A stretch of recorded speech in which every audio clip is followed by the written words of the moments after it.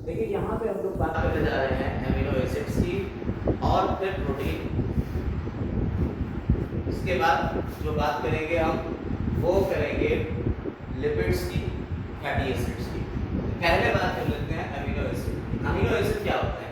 देखिए amino acid जो है ये लिपिड वो प्रोटीन्स को बनाने वाले मॉलिक्यूल हैं जिन्हें हम अमीनो एसिड कह रहे हैं। ठीक है, तो अब हम लोग पहले ये देखेंगे अमीनो एसिड होते क्या हैं। अमीनो एसिड या अमाइनो एसिड, अमाइनो ग्रुप लगा हुआ है यानी कि आपको कौन सा ग्रुप लगा होगा? NH2 और एसिडिक ग्रुप है कार्बोक्सिलिक एसिड COOH। ठीक है, तो ये एक ऐसा कंपाउंड है जिसमें बीच में तो कार्बन, ठीक है, ऊपर की तरफ और नीचे की तरफ दो और ग्रुप लगे होंगे।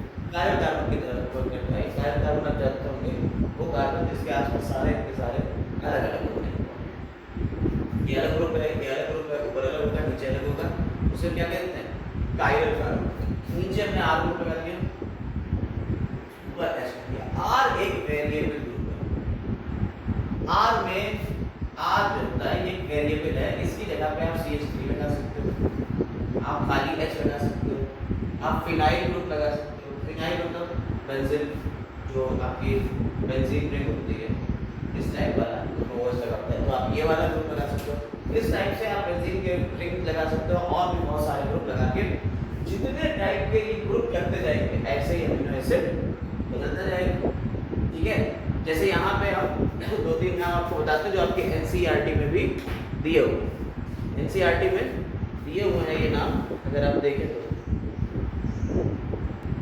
देख यहाँ पे हमने कुछ नाम लिखे, जैसे अगर ये R जो है वो अगर H से रिप्लेस हो जाए यानी कि यहाँ अगर NH2 हो जाए CH और यहाँ नीचे R की जगह क्या लगाते हैं? H लगाते हैं, तो ये क्या हो जाएगा? इसे हम कह देंगे ग्लाइसिन। ये अमीनो एसिड का नाम क्या हो जाएगा? ग्लाइसिन। अगर इस H की जगह मतलब इसकी जगह पे H की जगह पे हम क्या करते हैं? यहाँ पे R की जगह पे आपकी हमारी जगह CH3 लगाते हैं, तो ये क्या हो जाएगा? इसे कह देंगे एलेनिन।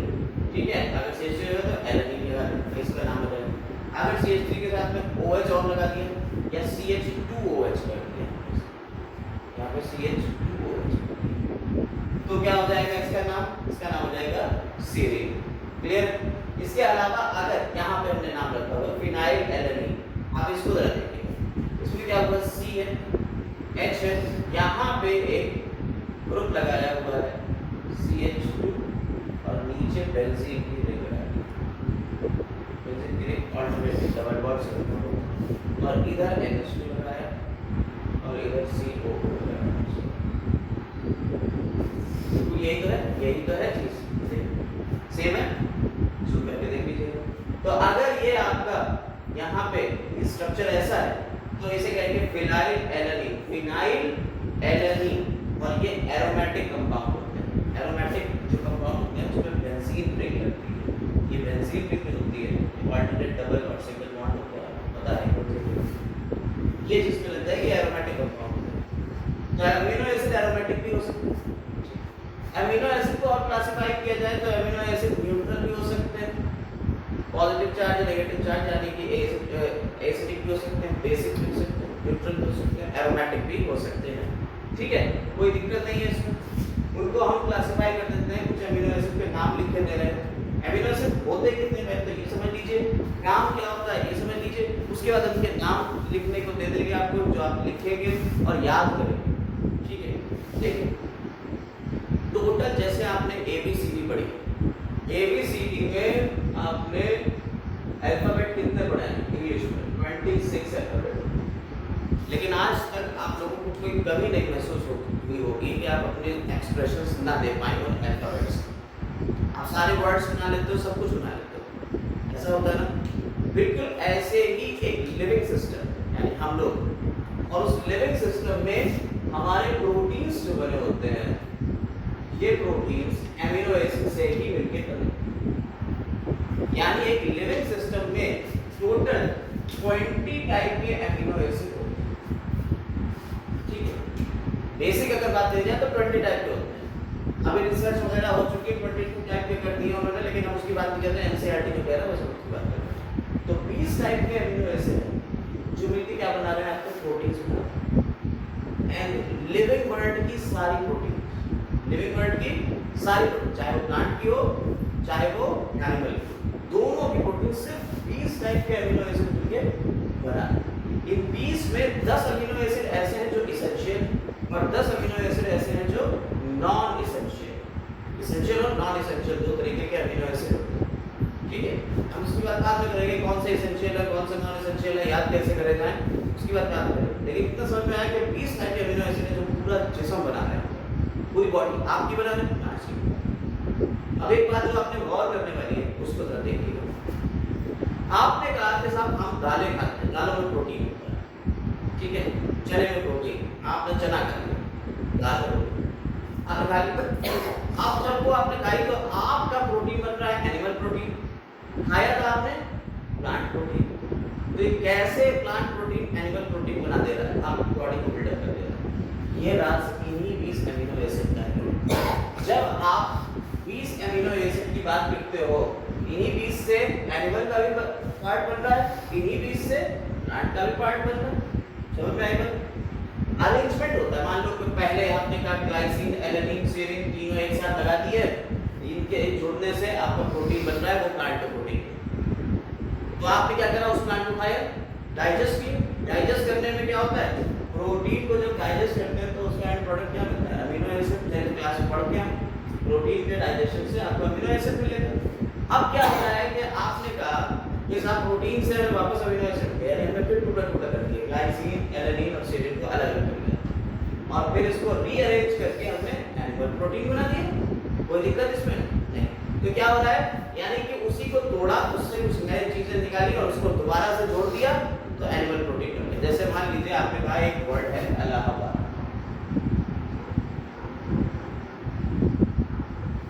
ये वर्ड,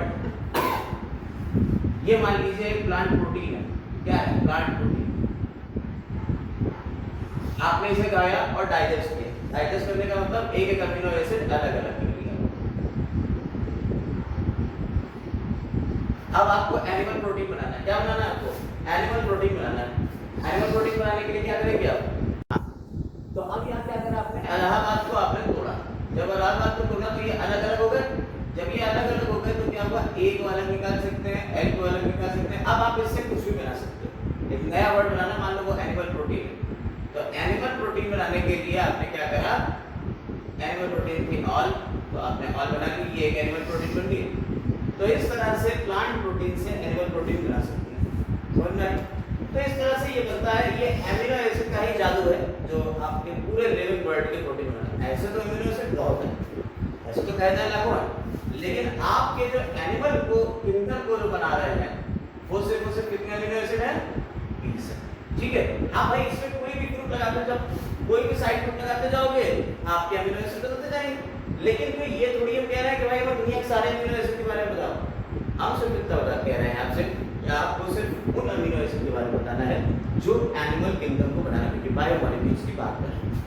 ठीक है। तो बायोमॉलिक्यूल्स में आपने इतना समझ लिया कि भाई प्रोटीन जो होते हैं वो कैसे बन रहे हैं, अमीनो एसिड के जुड़ने से बन रहे हैं। अब अमीनो एसिड कैसे जुड़ेंगे उससे पहले हम ये पता कर लें कि एसिडिक कौन से अमीनो एसिड है, बेसिक अमीनो एसिड कौन से, सल्फर कंटेनिंग अमीनो एसिड कौन से। कुछ अमीनो एसिड ऐसे हैं जिसमें सल्फर कंपाउंड होता है, सिर्फ 2 अमीनो एसिड ऐसे हैं, सिस्टीन और मिथाइल, जिसमें सल्फर होता है। तो उनके बारे में थोड़ी बात करेंगे, एक लिस्ट बनाते रहे, उसको आपको याद करना है, याद ही करना है, ये समझ लीजिए। उस लिस्ट को देख लीजिएगा। देखो यहाँ हम पूरा लिस्ट ही कर दी है आपके अमीनो एसिड की, जिसमें हमने वो नहीं बताया कि 20 तरह के कौन से। देखिए 10 हमने बताया एसेंशियल, 10 नॉन एसेंशियल, ये बात हो गई। लेकिन यहाँ समझिए अमीनो एसिड को एसिडिक, बेसिक, सल्फर कंटेनिंग और एरोमेटिक में बांटा है। ये याद रखिएगा। न्यूट्रल अमीनो एसिड यानी जिसके ऊपर कोई चार्ज नहीं होगा, ना पॉजिटिव चार्ज ना नेगेटिव चार्ज, ग्लाइसिन, एलेनिन और वेलिन। एनसीईआरटी में वेलिन लिखा हुआ है, एक लिखा है, लेकिन ग्लाइसिन, एलेनिन भी होता है। नाम याद रखें, ग्लाइसिन, एलेनिन और वेलिन दोनों में neutral amino acid. Acidic amino acid में आता है ग्लूटामिक एसिड या ग्लूटामेट, एस्पार्टिक एसिड, नाम ही जुड़ा हुआ है, एस्पार्टिक या एस्पार्टिक एसिड। ठीक है। आप एनसीईआरटी में ग्लूटामिक एसिड दिया हुआ है। बेसिक अमीनो एसिड में आर्जिनिन और लाइसिन दिया हुआ है। भाई साहब ये 12th क्लास की एनसीईआरटी होती है, ये 12th क्लास में आपको मिलेगा कि जो आपका डीएनए होता है, डीएनए हिस्टोन प्रोटीन के ऊपर चिपका हुआ रहता है। आपको बताया हमने कि डीएनए जो होता है वो हिस्टोन प्रोटीन के ऊपर चिपका हुआ रहता है, और जो हिस्टोन प्रोटीन होते हैं H2A, H2B, H3 और H4 होते हैं, ये जो जुड़े होते हैं डीएनए के ऊपर होता है नेगेटिव चार्ज, और इसके ऊपर पॉजिटिव चार्ज होता है। वो पॉजिटिव चार्ज लाइसिन और आर्जिनिन की वजह से ही आ रहा है, ये बेसिक एमिनो एसिड। ठीक, क्लियर। इसके बाद बात करते हैं सल्फर कंटेनिंग एमिनो एसिड में। नाम बहुत इंपॉर्टेंट, सिस्टीन और मिथ्योनिन, दी मोस्ट इंपॉर्टेंट नाम आप कर लीजिए इसको, कि ये बहुत इंपॉर्टेंट है, सिस्टीन और मिथ्योनिन, ये sulphur containing amino acid. Aromatic compound यानी कि जिसमें फिनाइल रिंग लगी हुई है, आपको बताया हमने, जिसमें रिंग बेंजीन रिंग लगी हुई है, एरोमेटिक कंपाउंड है। उसमें फिनाइल एलेनिन आता है, ट्रिप्टोफैन आता है और टायरोसिन आता है। ये तीनों नाम एनसीईआरटी में आपको मिल जाएंगे 11th क्लास की, यहाँ से आते हैं। तो हमने 11th 12th दोनों में जितने एनसीईआरटी में नाम आए हैं वो सारे यहाँ कंपाइल कर दिए, ठीक है। और यहाँ से आपको यही नाम बस याद करना है, आपको सिर्फ यही नाम याद करना है, और इसी से सारे क्वेश्चन आते हैं कि न्यूट्रल कौन सा होता है, बेसिक कौन सा होता है, एसिडिक कौन सा होता है, एमिनो एसिड। अब जरा एक चीज और देखिएगा, हमने आपको एमिनो एसिड के बारे में ये लिस्ट पूरी बना लीजिए, ठीक है, ये पूरी लिस्ट बना लीजिए। हमने आपको एमिनो एसिड के बारे में बताया कि एमिनो ग्रुप होता है और एसिडिक ग्रुप होता है, ठीक। और ऊपर हमने कहा H लगा दिया, नीचे एक वेरिएबल ग्रुप लगा दिया आप। ये कुछ भी हो सकता है, ये H हो सकता है, CH3 होता है, CH2OH हो सकता है, ग्रीन रिंग लगा सकते हैं, कुछ भी हो सकता है। आप जरा देखिए ये कौन सा ग्रुप है, ये कार्बोक्सिलिक ग्रुप। और याद रखिएगा कार्बोक्सिलिक ग्रुप से जुड़ा हुआ जो कार्बन होता है, केमिस्ट्री अगर आपने पढ़ी, कार्बोक्सिलिक ग्रुप से जुड़ा हुआ पहला कार्बन होता है उसे कहते हैं अल्फा कार्बन। अगर इसी से दूसरा होता तो बीटा कार्बन कहते हैं। आईयूपीएससी में भी याद है, 10th क्लास नहीं याद है तो हमें बता दें। तो यहाँ पे कार्बोक्सिलिक ग्रुप से जुड़ा हुआ ये कार्बन है, ये अल्फा कार्बन कहलाता है। तो इस तरीके के एमिनो एसिड जो इस टाइप के हैं उन्हें कहते हैं अल्फा एमिनो एसिड। क्लियर, इसमें एक ही carbon alpha carbon, alpha amino acid कहते हैं। क्लियर है मेरी बात, ठीक है। दूसरी बात अगर आपको बताई जाए तो ये पानी में अगर आप इसको डालेंगे, तो आप पानी में डालेंगे तो पानी के अंदर पोलैरिटी होती है, H पॉजिटिव होता है, OH नेगेटिव होता है, पोलैरिटी होती है। आपको पता है कि पानी जो होता है उसमें O होता है और ये कुछ इस तरीके से H से जुड़ा होता है। एक H के ऊपर पार्शियल पॉजिटिव चार्ज होता है, O के ऊपर पार्शियल नेगेटिव चार्ज। यहाँ डबल नेगेटिव चार्ज होगा, यहाँ पॉजिटिव चार्ज बिखरा हुआ है, दो पार्ट में, समझ में नहीं करते। तो ये भी पोलर मॉलिक्यूल, वाटर जो है आपका वो पोलर मॉलिक्यूल। जब पानी में इसको डालते हैं तो होता क्या है, यहाँ से H भाई साहब निकलते हैं, जरा देखिएगा ध्यान से, यहाँ से H भाई साहब निकलते हैं। अगर H निकला है तो अपने ऊपर कैसा चार्ज लेके गया होगा, पॉजिटिव चार्ज, क्योंकि इलेक्ट्रॉन चार्ज छोड़ के तुम रखो इलेक्ट्रॉन, और ये यहाँ से निकल के भाई साहब इससे जाके कहते हैं यार हमें कुछ जुगाड़ कराओ, मैं बाहर कहाँ दूँ, आप तो यार तुम भी यहीं बैठो, आगे कहाँ समझ में नहीं करते।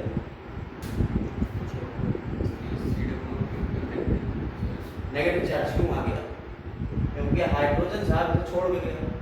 जब इलेक्ट्रॉन इसे दे गया है तो इलेक्ट्रॉन की ज्यादती हो गई। जब इलेक्ट्रॉन ज्यादा हो जाते हैं, जब इलेक्ट्रॉन कोई चीज ले लेती है तो उसमें कैसे चार्ज आता है, नेगेटिव चार्ज आता है। तो हाइड्रोजन के पास तो पॉजिटिव चार्ज आ गया, इसके ऊपर नेगेटिव चार्ज आ गया। जब ये वापस से मिलेगा तो ये कहेगा तो अपना इलेक्ट्रॉन ले लो, इलेक्ट्रॉन दे देगा। वो इलेक्ट्रॉन जब इसको देगा तो एक नेगेटिव चार्ज होगा, ये नेगेटिव पॉजिटिव मिल जाएगा तो यहाँ COOH आ जाएगा, न्यूट्रल हो जाएगा। समझ में आएगा। अब यहाँ जो पॉजिटिव चार्ज था ये इसके ऊपर चढ़ गया, ये न्यूट्रल था, तो पॉजिटिव चार्ज लेके आया तो डिफरेंशिएट हो गया, नहीं समझ रहे हो। तो ये एक आयन मिला जिसमें आपके पॉजिटिव चार्ज भी है और नेगेटिव चार्ज भी है। समझ में आई बात नहीं? बोलो, इसे कहते हैं ज़्विटर आयन। क्या कहते हैं इसे? ज़्विटर आयन।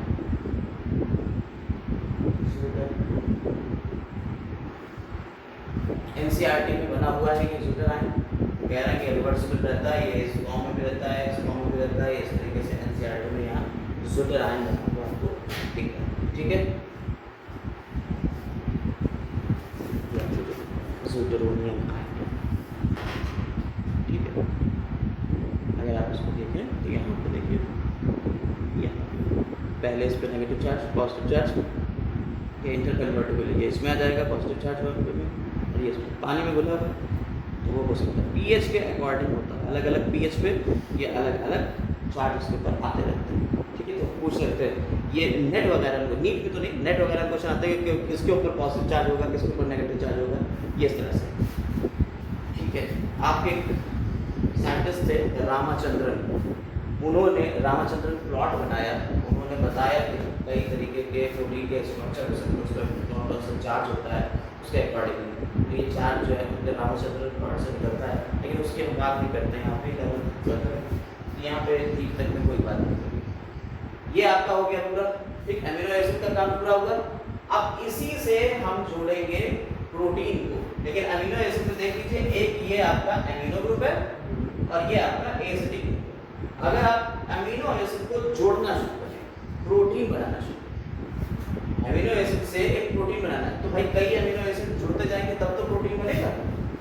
तो जब हम कई अमीनो एसिड को जोड़ेंगे तो कैसे जोड़ेंगे जरा देखिए। हम वापस अमीनो एसिड करते हैं, नॉर्मल अमीनो एसिड बना रहे हैं और फिर कैसे जोड़ेंगे।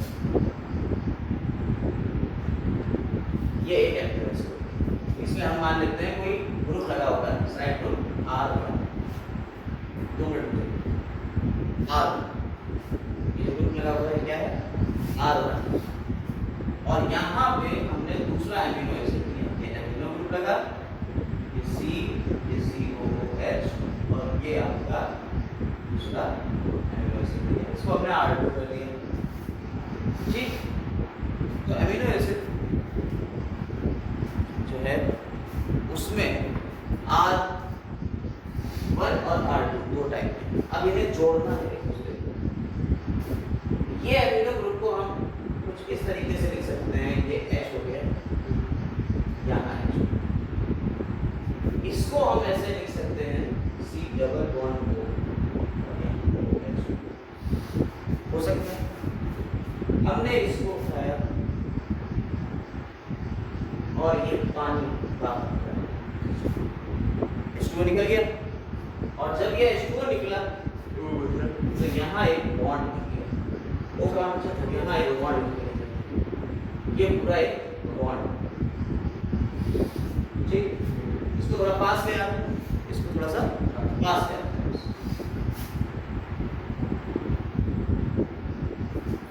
यहाँ N था, यहाँ H हो गया, C COOH, इधर H, नीचे R, समझ में?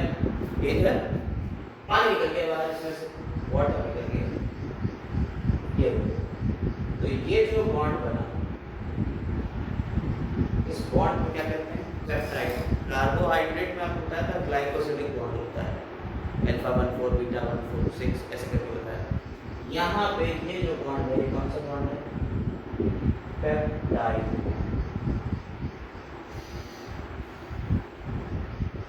और यही बॉन्ड आगे जुड़ते चले जाएंगे, तो पूरा एक अमीनो एसिड की चेन बन जाएगी, लाइक दिस।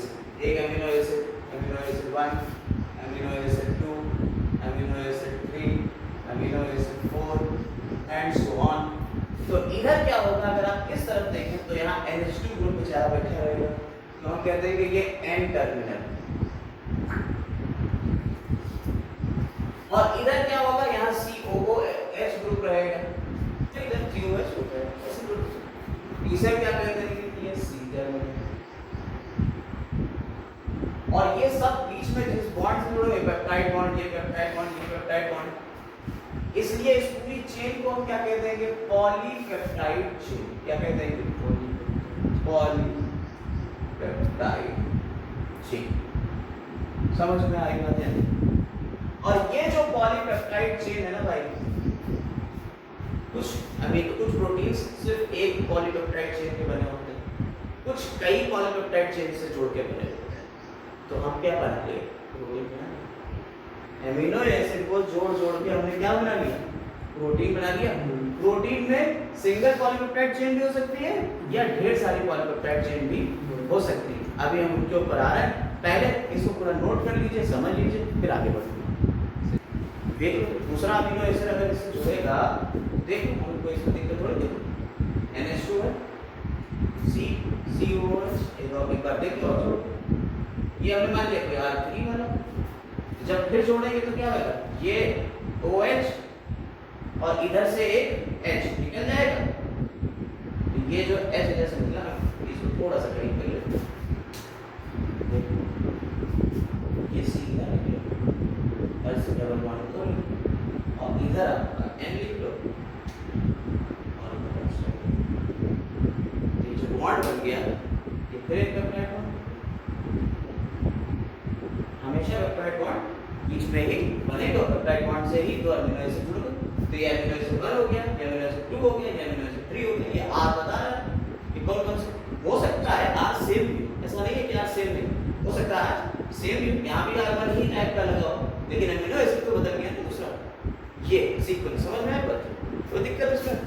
चलिए देखो अब यहाँ पे हम लोगों ने बात कर दी कि पॉलीपेप्टाइड चेन बन गई, जिससे हमने कहा कि या तो ये एक पॉलीपेप्टाइड चेन होगी, इसी को प्रोटीन कह देंगे, या इससे ज्यादा पॉलीपेप्टाइड चेन से मिलकर प्रोटीन बन सकता है, बीच में जो बॉन्ड होगा वो पेप्टाइड बॉन्ड होगा।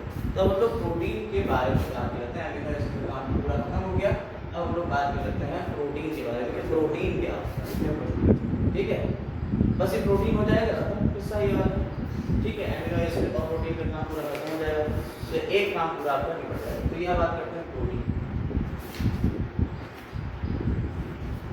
प्रोटीन के 4 तरीके के स्ट्रक्चर होते हैं, primary structure, secondary structure, tertiary और quaternary. Primary structure, secondary structure, tertiary structure और क्वाटरनरी स्ट्रक्चर, 4 तरीके के प्रोटीन के स्ट्रक्चर हो सकते हैं, ठीक है। आइए पहले प्राइमरी के बारे में देखते हैं। प्राइमरी स्ट्रक्चर वही है जो अभी हमने आपको बना के दिखाया, ये अमीनो एसिड्स थे, अमीनो एसिड्स जो जुड़ रहे हैं एक के बाद एक, इनका जो सीक्वेंस है हम बस यही लिखते चले जाएंगे। मान लीजिए इसमें पहला ग्लाइसिन था, दूसरा आर्जिनिन था, ठीक है, तीसरा प्रोलीन था, हिस्टिडीन था, ल्यूसीन था, आइसोल्यूसीन था, ट्रिप्टोफैन था। ये इस तरीके से अमीनो एसिड जुड़ते चले जाते हैं। हमने नाम कुछ बोल दिया आपके सामने, ऐसे ही आपको नाम याद होना चाहिए, पीछे लिख के देते हैं। तो glycine, arginine, proline, histidine, leucine, isoleucine, tryptophan, amino acids को जब हम लोग लिखते हैं तो पूरा पूरा नहीं लिखते। ग्लाइसिन के लिए ग्लाइन लिख देते हैं, आर्जिनिन के लिए आर्जिनिन लिख देते हैं, ठीक है, प्रोलीन के लिए प्रो लिख देते हैं, हिस्टिडीन के लिए हेस लिख देते हैं, ल्यूसीन के लिए ल्यू लिख देते हैं, आइसोल्यूसीन, ट्रिप्टोफैन के लिए टीआरपी लिख देते हैं, ट्रिप्टोफैन, ठीक है। इस तरह से तीन चीज शुरुआत करते हैं। हालांकि और आगे जब जाएंगे तो आपको ये जो हम तीन लिख रहे हैं इसको इन्होंने क्या करा है, तीन क्या करके इसके इन्होंने ABCD नाम कर दिए। जब आप आगे बढ़ेंगे जब जाएंगे तब आप इसको देखेंगे कि इन्होंने ग्लाइसिन को खाली G से लिख दिया, एलानिन को A से लिख दिया। अब दूसरा एस्पार्टिक एसिड आ गया तो अब क्या करें, AS नहीं, सिर्फ एक ही एक लिखेंगे तो उसके लिए उन्होंने अलग अलग पूरे दिए वो नेमिंग आपको अलग से सीखना पड़ेगा। हाँ बिल्कुल, वो अलग से आपको सीखना पड़ेगी, अभी नहीं, यहाँ नहीं है आपका ये काम, आपका BSc MSc में होगा, यहाँ नीट में कहीं कुछ नहीं आ रहा है, ठीक। फिलहाल ये एक अमीनो एसिड की लिस्टिंग हो गई कि कौन से अमीनो एसिड कैसे लगे हुए हैं। अगर ये सीक्वेंशियल मैनर दिया हुआ है तो हम ये कह देंगे कि भाई साहब ये कैसा टाइप का है स्ट्रक्चर प्रोटीन का, प्राइमरी स्ट्रक्चर है, बिल्कुल बेसिक सी बात है, बता रहा है कि हाँ ये लगे हुए, सिंपल सी बात है, प्राइमरी स्ट्रक्चर समझ में आया। ये आपकी पुरानी किताब में दिया हुआ भी है प्रोटीन का ये प्राइमरी स्ट्रक्चर, अगर आप पुरानी किताब में देखें तो आपको ये दिख जाएगा।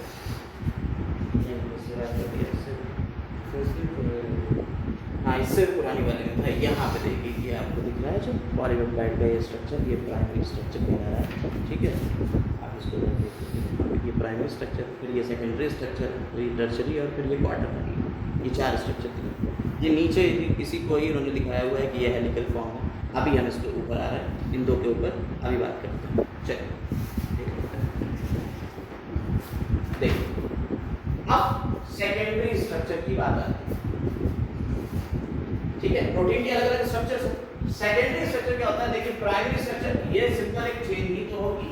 अगर हम ऐसे कहें कि ये हम आर्जिनिन, ग्लाइसिन और ल्यूसीन इसको हम कुछ ना कह के हम ऐसे कहते हैं एक चेन ही तो है सिंपल। या सेकेंडरी स्ट्रक्चर में क्या होता है? ये तीन तरीके की चेन को तीन तरीके से मॉडिफाई कर सकते हैं। अल्फा हेलिक्स, बीटा शीट या बीटा प्लेटेड शीट, ठीक है। और तीसरा क्या है? तीसरा एक और स्ट्रक्चर है, कोलेजन। तीसरा स्ट्रक्चर क्या है? कोलेजन।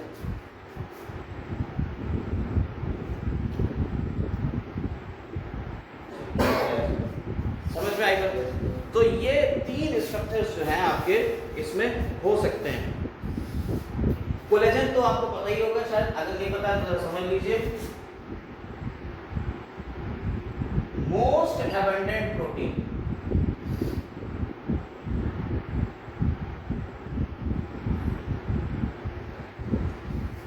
इसकी एनिमल, किसी एनिमल में आपके अंदर मोस्ट एबंडेंट प्रोटीन कौन सी होगी? कोलेजन। पूरे बायोस्फीयर में, पूरे प्लांट वाले में और एनिमल को मिला तो पूरे बायोस्फीयर में सबसे ज्यादा एबंडेंट कौन सी होगी? वो भी नाम यही दे देते हैं, रूबिस्को। रूबिस्को ये मोस्ट एबंडेंट है इन बायोस्फीयर, यानी कि पूरी धरती के ऊपर अगर आपको सबसे ज्यादा प्रोटीन जो मिलेगी ना वो रूबिस्को है। लेकिन वो इसका इससे लेना देना कुछ नहीं है। यहाँ पे बता दिया मोस्ट एबंडेंट एनिमल में है इससे, लेकिन इसका सेकेंडरी स्ट्रक्चर से कोई लेना देना नहीं। ये याद कर लीजिएगा, ये दो पॉइंट है। कोलेजन कैसी हो गई?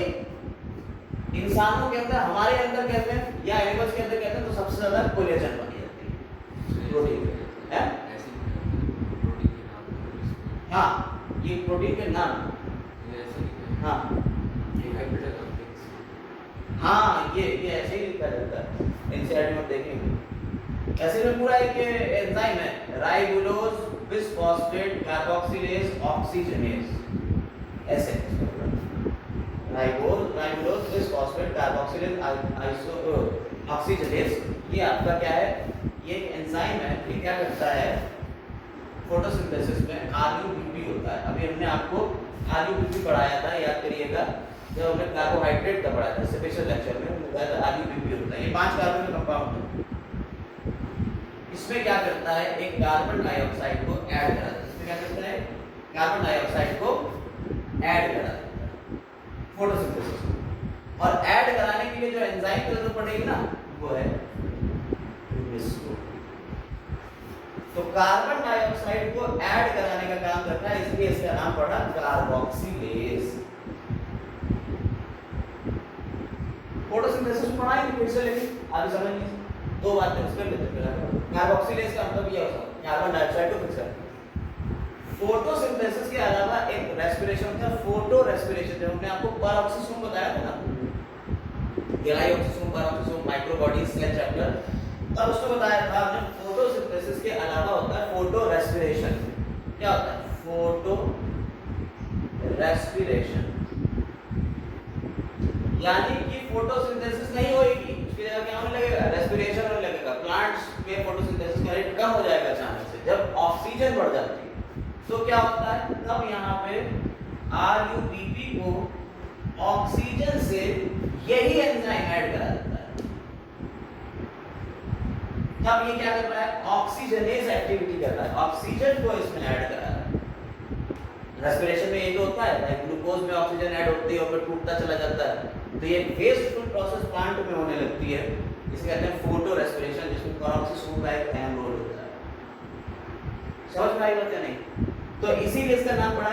ये ऑक्सीजनेज एक्टिविटी भी कराना है। जब ऑक्सीजन की कंसंट्रेशन ज्यादा है तो ये ऑक्सीजन को जोड़ देगा, जब कार्बन डाइऑक्साइड कंसंट्रेशन ज्यादा है तो ये कार्बन डाइऑक्साइड को जोड़ रहा है। इसलिए इसका नाम पड़ा राइबोलोज बिसफॉस्फेट कार्बोक्सिलेज ऑक्सीजनेज। कार्बोक्सिलेज और ऑक्सीजनेज, समझ में आई बात या नहीं?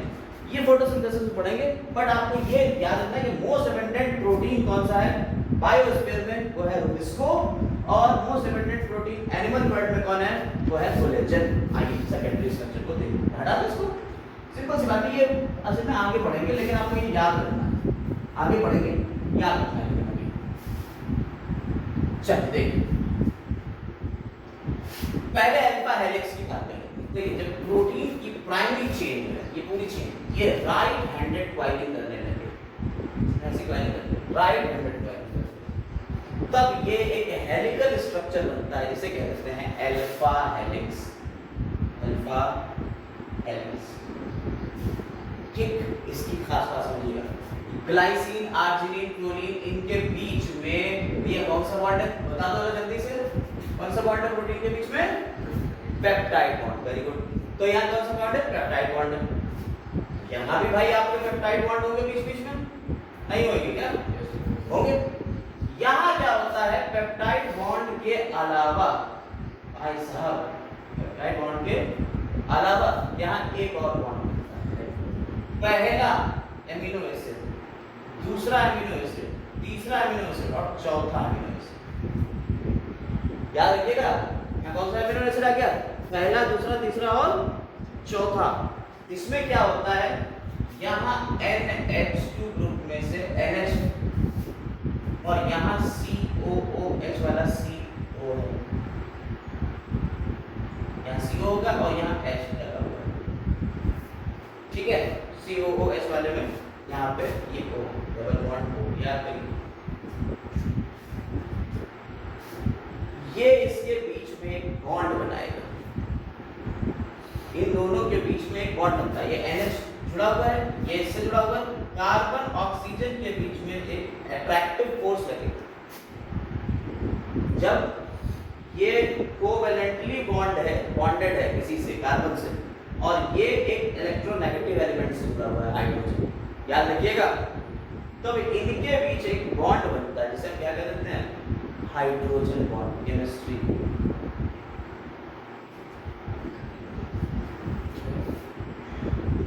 हाइड्रोजन बॉन्ड याद रखिए।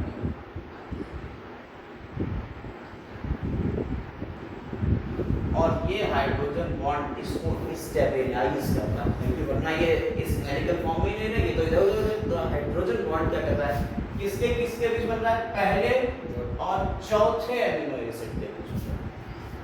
एक हेलिक्स जब फॉर्म हो रहा है तो उसमें पहले और चौथे एमिनो एसिड के बीच में क्या बन रहा है? हाइड्रोजन। यानी कि आपका जो सेकेंडरी स्ट्रक्चर है प्रोटीन का, उसमें इसके साथ साथ पेप्टाइड बॉन्ड के साथ साथ एक हाइड्रोजन बॉन्ड भी देखने को मिल रहा है। ये समझिएगा। तो ये अल्फा हेलिक्स फॉर्म में आ गया। अब क्या होता है, बीटा शीट भी होती है। बीटा शीट क्या होती है? हो सकता है ये अल्फा हेलिक्स वाली चेन कुछ इस तरह से होते हुए क्या ऐसे चली जाए, तो यार इधर भी तो पड़ सकता है ये हाइड्रोजन बॉन्ड। तब ये अगर हाइड्रोजन बॉन्ड ऐसे ऐसे पड़ गए तो ये शीट लाइक स्ट्रक्चर नहीं बन जाएगा, हाँ? तो ये शीट लाइक स्ट्रक्चर बन जाएगा, जिसे हम बीटा प्लेट इस तरीके से आपको दिखाया गया, एनसीईआरटी दिखाया गया, दिख रहा है? तो ये बीटा शीट, ये इधर से इधर में हाइड्रोजन बॉन्ड, ये इधर से इधर में हाइड्रोजन बॉन्ड, ये इधर से इधर में हाइड्रोजन बॉन्ड। तो ये दो चेन चल रही, चेन वही है, लूप बना के। तो कभी कभी देखा ये गया, कभी कभी देखा ये गया कि एक चेन थी, तो पहले तो ऐसे ऐसे ऐसे आई और फिर इधर गई तो इधर ऐसे ऐसे ऐसे पास पास आई। तो इधर अल्फा हेलिक्स दिख रहा है और इधर बीटा शीट दिख रहा है, एक ही चेन दोनों दिख रहे हैं, ठीक है? कोई दिक्कत इसमें? कोई दिक्कत इसमें नहीं। तो ये बीटा शीट और अल्फा हेलिक्स का कॉन्सेप्ट समझ में आ गया या नहीं आया? आ गया, ठीक। ये दोनों तो हो गए आपके सेकेंडरी के। कोलेजन, रामचंद्रन, हमने आपको बताया एक साइंटिस्ट है हमारे इंडिया के, बहुत इनके ऊपर क्वेश्चन आते हैं नेट में। तो रामचंद्रन ने एक ये नई प्रोटीन की डिस्कवरी करी थी और बताया था कि साहब ये 1, 2 और 3 स्ट्रैंड से जुड़ा हुआ ये कंपाउंड। इसमें 3 स्ट्रैंड, 1, 2 और 3। ये आप याद करेंगे, सकती सी बात है। बाकी कोलेजन के बारे में यही 3 स्ट्रैंड से जुड़ा हुआ।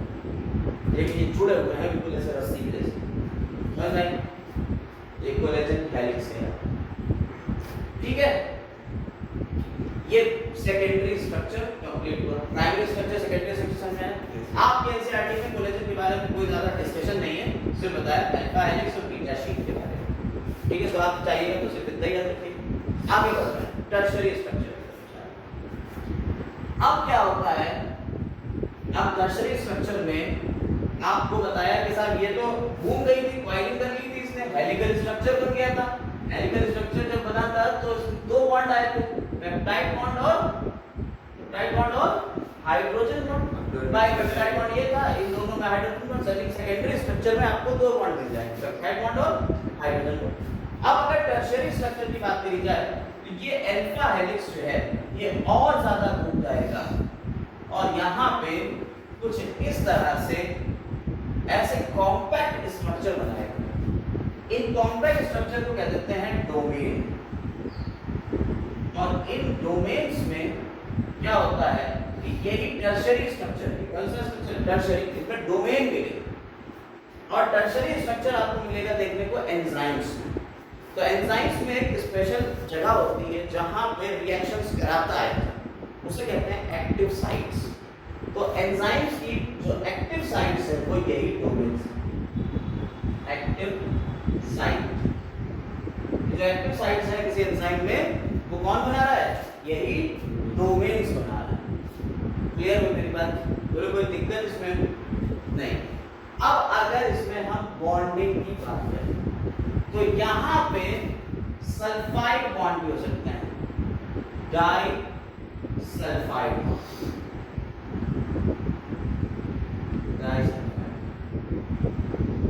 इसके अलावा यहाँ दो बॉन्ड तो ऊपर वाले मिल ही रहे थे, कौन कौन से थे वो ऊपर वाले दो बॉन्ड, हाइड्रोजन बॉन्ड और पेप्टाइड बॉन्ड। इसके अलावा यहाँ आयनिक बॉन्ड भी देखने को मिलेगा। यहाँ वैन डर वाल्स बॉन्ड भी होगी या फोर्सेस। इसके अलावा ये दो और नाम यहाँ मिलेंगे, यानी आप टोटल 5 तरीके के फोर्सेस लग रहे होंगे। ठीक है, कोवेलेंट बॉन्ड तो हाइड्रोफिलिक हाइड्रोफोबिक टाइप के यहाँ पे मिल जाएंगे। लेकिन 5 में है वो तो वो पिछले वाले कौन कौन से हो गए, peptide bond, hydrogen bond, disulphide bond. Disulphide bond किस में बनेगा, जिसमें सल्फर होगी, और सल्फर सिर्फ दो अमीनो एसिड में है, अभी बताया सिस्टीन और मिथ्योनिन। सिस्टीन और मिथ्योनिन, देखिए 3 हम लिख रहे हैं, मिथ्योनिन एमिटिन है मिथ्योनिन। तो सिस्टीन और मिथ्योनिन सल्फर कंटेनिंग है तो उसके बीच में सल्फाइड बॉन्ड हो जाएगा। तो ये स्ट्रक्चर क्या कहलाता है, टर्शियरी स्ट्रक्चर कहलाता है। क्लियर हुई मेरी बात, कोई दिक्कत क्या, जिसमें और ज्यादा लूप आ जाए और वो एक दूसरे से मिलके डोमेन में बना लें, एक्टिव साइट्स बना लें, तब हम ये क्या कहते हैं, इसे टर्शियरी स्ट्रक्चर। इसको स्टेबलाइज करने के लिए 5 बॉन्ड डाल रहे हैं, पीछे वाले को स्टेबलाइज करने के लिए 2 बॉन्ड थे, इसको स्टेबलाइज करने के लिए 5 बॉन्ड। क्लियर है मेरी बात। अब जरा बात आगे बढ़ाते हैं, क्वाटरनरी स्ट्रक्चर। ये सब में अगर आप देखें तो एक ही पेप्टाइड चेन थी, एक ही पॉलीपेप्टाइड चेन थी जो मुड़ मुड़ के सीधी होके ये सब काम आ रहा है। यानी अगर पॉलीपेप्टाइड चेन बिल्कुल सीधी है और उसमें सिर्फ अमीनो एसिड के सीक्वेंस लिखे हुए तो प्राइमरी स्ट्रक्चर। अगर ये कॉइल बनाती है अल्फा हेलिक्स, बीटा शीट या कोलेजन के तरीके से तो सेकेंडरी स्ट्रक्चर। अगर इसी कॉइल में हाईली कॉइलिंग हो गई और बीच में एक्टिव साइट्स आ गई हैं तो टर्शियरी स्ट्रक्चर। अब ऐसे ही टर्शियरी वाली 2-3 कॉइल एक दूसरे के ऊपर आ जाए, 2-3-4 कॉइल एक दूसरे के ऊपर आ जाए ऐसे और जुड़ जाए, सबके सब एक दूसरे से जुड़े, तब इस तरीके का स्ट्रक्चर क्या कहलाएगा, क्वाटरनरी स्ट्रक्चर कहलाएगा, जिसमें आपका एक नाम आता है हीमोग्लोबिन। हीमोग्लोबिन नाम सुना होगा। हीमोग्लोबिन 2 चेन से मिलकर बना होता है, 2 अल्फा होती हैं और 2 बीटा होती हैं। टोटल कितनी हो गई, तो 4 चेन हो गई, 2 अल्फा और 2 बीटा टाइप की चेन से मिलकर बना हुआ है एक हीमोग्लोबिन। तो ये कैसा स्ट्रक्चर हो गया, क्वाटरनरी। हुआ कि नहीं हुआ, समझ में आई बात है नहीं। अल्फा जो चेन होती है 141 अमीनो एसिड की होती है, याद रखिए। अल्फा चेन में कितने अमीनो एसिड होते हैं, 141 अमीनो एसिड। बीटा चेन में कितने होते हैं, 146 अमीनो एसिड होते हैं। आपको अगले साल यानी 12th क्लास में ये देखना पड़ेगा कि हीमोग्लोबिन का स्ट्रक्चर सिकल सेल एनीमिया में बदलता है। सिकल सेल एनीमिया एक बीमारी होती है जिसमें हीमोग्लोबिन जो है वो किस शेप का हो जाता है, सिकल शेप, हंसिए के जैसा, और आपकी आरबीसीज का शेप भी ऐसे होता है, हंसिए जैसा। तो ऑक्सीजन कैरिंग कैपेसिटी इसकी कम हो जाती है। और ऐसा होता क्यों है? इसकी जो बीटा चेन है, बीटा चेन का छठा एमिनो एसिड उसमें चेंज आ जाता है। ग्लूटामिक एसिड की जगह वहाँ वैलिन आ जाता है, ग्लूटामिक एसिड की जगह वैलिन आ जाता है। बस इतनी सी बात हो जाती है कि प्रोटीन का पूरा स्ट्रक्चर चेंज, हाँ बंदा मर जाता है, जल्दी मर जाता है, सिकल सेल एनीमिया वाला। समझ में आई? और अगर ये हीमोग्लोबिन बने ही ना तो थैलेसीमिया कंडीशन आती है। तो सारी बातें करेंगे 12th क्लास में, लेकिन इतना समझाया आपने आपको। अब ये बात आपको समझ में आई कि इनके सीक्वेंस इसके स्ट्रक्चर्स को डिफाइन कर रहे हैं। एमिनो एसिड के सीक्वेंस स्ट्रक्चर्स को डिफाइन कर रहे हैं कि अगर सीक्वेंस बदला तो भाई स्ट्रक्चर भी बदल जाएगा। प्रोटीन में एक और खास बात होती है कि अगर प्रोटीन को गर्म करें तो गर्म करने पे क्या होता है, प्रोटीन के बीच पेप्टाइड बॉन्ड्स टूट जाते हैं और प्रोटीन बिखर जाता है, टूट जाता है। इसे कहते हैं डीनेचुरेशन ऑफ प्रोटीन। बहुत सारी सब्जियों के लिए आपसे कहा जाता है कि गाजर वगैरह को ऐसे कच्चा खा लीजिए, अगर आप उबाल के खाओगे तो क्या होगा, उसके प्रोटीन्स टूट जाएंगे, और जब प्रोटीन्स टूट गए, एमिनो एसिड जो है वो बिखर गया, तो आपको वो पर्टिकुलर चीज नहीं मिल पाती है। तो गर्म करके प्रोटीन्स को तोड़ देना क्या कहला रहा है, डीनेचुरेशन। समझ में आएगा? डीनेचुरेशन ऑफ प्रोटीन समझ में आया? हम जब टेम्परेचर को बढ़ाते हैं तो प्रोटीन कैसे हो जाते हैं, टूट जाते हैं, डीनेचर हो जाते हैं। यही वो राज है जिसकी वजह से आप हाई टेम्परेचर में नहीं रह सकते। क्यों? आपके एंजाइम टर्शरी स्ट्रक्चर से बन रहे हैं और आपकी पूरी बॉडी एंजाइम के ऊपर ही तो काम कर रही है। एंजाइम ही तो कैटलिस्ट है, वही तो सारी रिएक्शन करा रहे हैं। आप अगर 50 डिग्री या 55 डिग्री पे जाओगे, वहां जाते ही प्रोटीन अपने स्ट्रक्चर्स में टूट जाएगा, और जब ये प्रोटीन ब्रेक हो गया, डीनेचुरेशन हो गया, तो क्या अब आपकी बॉडी में रिएक्शंस हो पाएंगी? नहीं हो पाएंगी। जिसकी वजह से आप वहां सर्वाइव नहीं कर पाते हो हाई टेम्परेचर में, क्योंकि प्रोटीन्स डीनेचर होने लगते हैं। क्लियर है मेरी बात? और ऐसे ही लो टेम्परेचर पे भी सेम कंडीशन आती है। प्रोटीन्स इतने ज्यादा कॉम्पैक्ट हो जाते हैं, छूट जाते हैं कि वो फंक्शन नहीं कर पा रहे होते हैं, तो हाइपोथर्मिया में मरोगे। समझ में आई बात या नहीं? तो ये प्रोटीन का बड़ा अच्छा खेल है। एंजाइम बनाएंगे, अब हम लोग आगे जब एंजाइम के बारे में पढ़ेंगे तो बताएंगे कि प्रोटीन के अलावा भी कुछ एंजाइम की चीजें होती हैं, लेकिन कुछ एंजाइम प्योरली प्रोटीन होते हैं, जैसे हमने रोबिस्को के बारे में आपको बताया। एंजाइम के एक्टिवेटर्स भी होते हैं, डीएक्टिवेटर्स भी होते हैं, ये सारी बातें एंजाइम करेंगे। तो इस वीडियो में सिर्फ अभी हम प्रोटीन तक ही करा पाए, कोशिश तो थी कि लिपिड्स भी करा लें, लेकिन प्रोटीन तक ही करा पाए। तो आज के लिए बस इतना ही है।